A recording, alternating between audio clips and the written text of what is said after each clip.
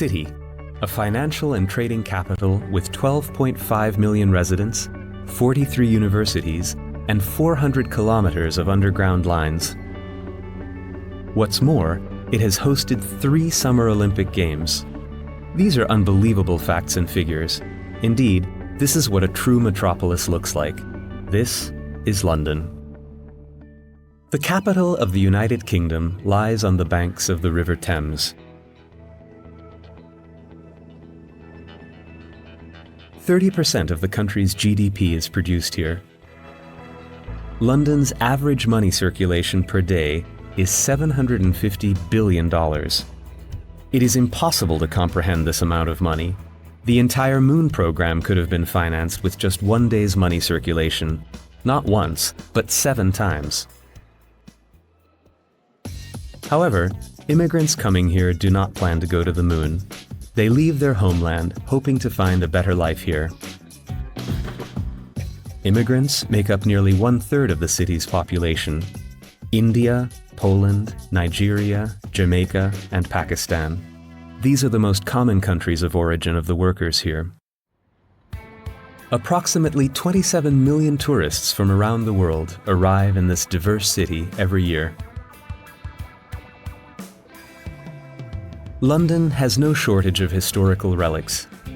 It has more than 300 museums. Great Britain has gathered a large number of treasures from its former colonies, from ancient Egypt to Mesopotamia, but we can also find the very first steam engine, as well as the first locomotive in the collection. William Shakespeare's Globe Theatre is by the River Thames. The original building burnt to the ground in 1613, and later it faded into oblivion. But in 1989, the foundations were accidentally found during excavation works. The building was then reconstructed, and in 1997, the theatre reopened its doors to the public.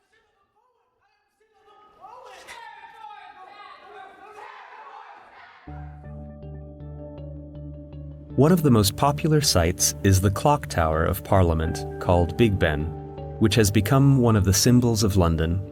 Its well-known chimes have been copied by numerous other clock towers around the world. Tower Bridge over the Thames is another iconic symbol of the city. There is a bridge section between the 2 neo-Gothic towers that can be raised. However, today ocean vessels would not fit under it, so the bridge has lost its role as a gate.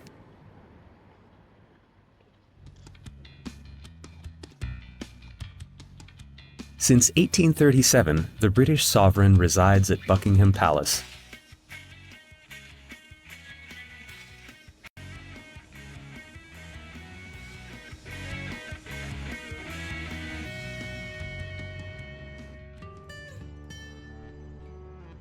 Having been to the city center, this peaceful and quiet environment can be a bit strange, don't you think? This is Greenwich. A special line runs through the Royal Observatory, which visitors like being photographed with very much.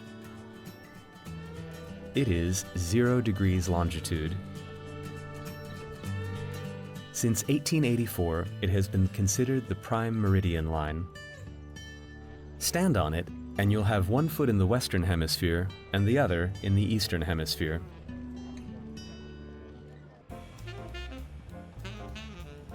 Now let's return to the crowded, busy life of this metropolis. The diverse and upbeat life of London is perhaps best represented by Piccadilly Circus, which is probably one of the most famous squares in the world. The most expensive hoardings have been changed to LCD panels. A larger company can even have its advertisement at the same place for decades, thus making their name an integral part of this leased surface over the years. The big wheel, called the London Eye, is one of the highest lookouts in the world. It goes a single turn in 30 minutes. At its highest point, we can admire the city below from a height of 135 meters. It is a must if you come to visit.